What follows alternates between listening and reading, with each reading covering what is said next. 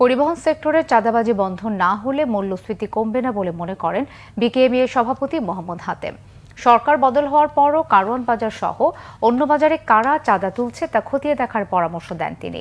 অর্থনীতি বিশ্লেষকরা বলছেন, ভুল সময়ে ভ্যাট বাড়ানো সরকারের ভুল সিদ্ধান্তের পরিণতি কখনোই ভালো হবে না।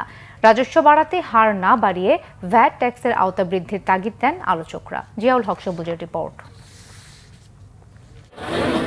2 বছরেরও বেশি সময় ধরে উচ্চ মূল্যস্ফীতির বৃত্তে পড়ে হাঁসফাঁস করছে নিম্ন আয়ের মানুষ। খরচ বৃদ্ধির সেই আগুনে ঘি ঢেলেছে ভ্যাট বাড়ানোর সিদ্ধান্ত। বিস্কুট, জুস, পানীয় সহ দরকারি সকল খাদ্যপণ্যে নতুন করে বাড়ানো ভ্যাট অবিলম্বে প্রত্যাহার চান ব্যবসায়ীরা। ডেইলি 8 ঘন্টা কারেন্ট থাকে না, এভারেজে গ্যাস থাকে না, তো আমাদের তো সর্বদিক থেকে আমরা কম। এরপরে গভর্নমেন্ট আবার ঘাট চাপে ধরলো ট্যাক্স নিয়ে, তাহলে আমরা কিভাবে সার্ভাইভ করব? অ্যাডহক ভাবে ট্যাক্সের রেট, ভ্যাটের রেট, সাপ্লিমেন্টারি ডিউটি রেট যদি না বাড়িয়ে, আমার মনে হয় যেভাবে চলতে দিন। এখন কমপ্লায়েন্ট কোম্পানিদের উপরে যদি আরো ভ্যাটের টাকা চাপায় দেওয়া হয়, যদি সাপ্লিমেন্টারি ডিউটির টাকা চাপায় দেওয়া হয়, তাহলে আমার মনে হয় যে আগামী দিনে কিন্তু এখানে ভালো ব্যবসায়ী প্রতিষ্ঠান টিকবে না। প্রাণ আরএফএল গ্রুপের অনলাইন নিউজ পোর্টাল jagonews24.com আয়োজিত গোলটেবিল এই আলোচনায় অর্থনীতি বিশ্লেষকরা বলেন, রাজস্ব বাড়াতে অন্তর্বর্তী সরকারও বেছে নিয়েছে ভ্যাট বৃদ্ধির সহজ পথ। যে ভ্যাটের কথাটা নিয়ে যেটা আলোচনা হচ্ছে, এটা একটা ভুল সিদ্ধান্ত, ভুল সময়ে নেওয়া হয়েছে এবং তার পরিণতি কিন্তু আগামী দিনগুলোতে খুব একটা ভালো হবে তা কিন্তু নয়।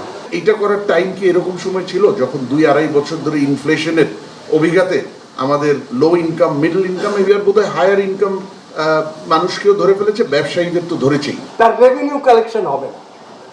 উনি ভাবছেন এটা দিয়ে উনি বিপদ থেকে বার হতে পারবে, কিন্তু উনি আরো ফার্দার বিপদে পড়বেন। অভিজ্ঞ কর কর্মকর্তারাও জানান, ব্যবসায়ী কিংবা এনবিআর কর্মকর্তা কেউই চায় না স্বয়ংক্রিয় কর ব্যবস্থা। মূল্যস্ফীতি নিয়ন্ত্রণেও নেওয়া হয় না বাস্তবসম্মত পদক্ষেপ। আগে সরকারের আমলে স্বরাষ্ট্রমন্ত্রী নাকি 1.5 কোটি টাকা প্রতি রাতে ওখান থেকে চাঁদা নিতেন।